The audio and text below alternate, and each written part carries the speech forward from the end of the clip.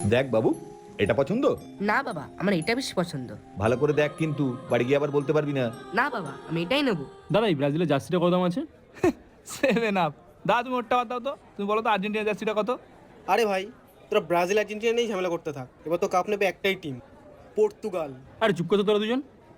আর সৈকত, তুই কোনটা নিচ্ছিস? এবার কিন্তু ব্রাজিলই কাপ নেবে। তুই একটা হলুদ জার্সি নিয়ে নে।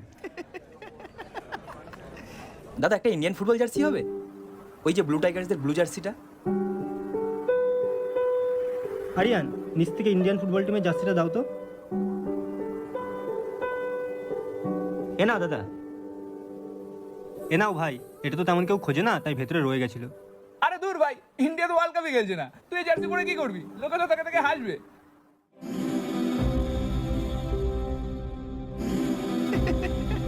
জানিস সুমন, মেসি নেইমারদের খেলা দেখতে আমাদের সবার ভালো লাগে। আমরাও ফুটবল প্রেমী হিসেবে তাদের সাপোর্ট করি, কিন্তু এই নীল জার্সিটার সাথে জড়িয়ে আছে একটা অন্য অনুভূতি। এটা আমাদের নিজেদের রক্ত, নিজেদের মাটি। হ্যাঁ, আজ হয়তো আমরা বিশ্বমঞ্চের মূল পর্বে নেই, কিন্তু সুনীল ছেত্রী যখন আন্তর্জাতিক গোলদাতার তালিকায় মেসি রোনাল্ডোর পাশে নিজের নামটা খোদাই করে, তখন তো আমাদের দেশের বুকটাই গর্বে 106 ইঞ্চি হয়ে যায় না বল? গুরপ্রীত যখন গোলপোস্টে চিলের মতন পাহারায় দাঁড়ায়, বা শান্তি যখন চিতাবাঘের গতিতে উইং দিয়ে দৌড়ায়, তখন চিৎকারটা কিন্তু এই মন থেকেই বার হয়। বিদেশের ক্লাব বা দেশের জন্য আমাদের উন্মাদনা থাকতেই পারে, কিন্তু ঘরের ছেলেকে ভালোবাসতে কোনো কারণ লাগে না রে। তা জিতুক বা হারুক, তারা বিশ্বমঞ্চে থাকুক বা না থাকুক, এই নীল রংটাই আমাদের পরিচয়। আজ যদি আমরাই আমাদের দেশের জার্সি পরে স্টেডিয়াম বা টিভির পর্দার সামনে না বসি, তবে আর কে বসবে? এই জার্সিটা শুধু একটা কাপড় না রে ভাই, এটা একটা স্বপ্ন। আর আমি বিশ্বাস করি এই নীল জার্সি পরে একদিন আমাদের ছেলেরা বিশ্বমঞ্চে জাতীয় সঙ্গীত গাইবে, আর সেদিন এই জার্সি কোটি টাকা হলেও পাওয়া যাবে না।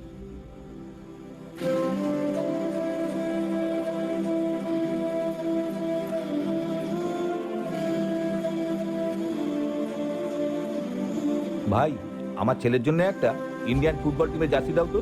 ওকেও শেখানো দরকার নিজের দেশ সবার আগে।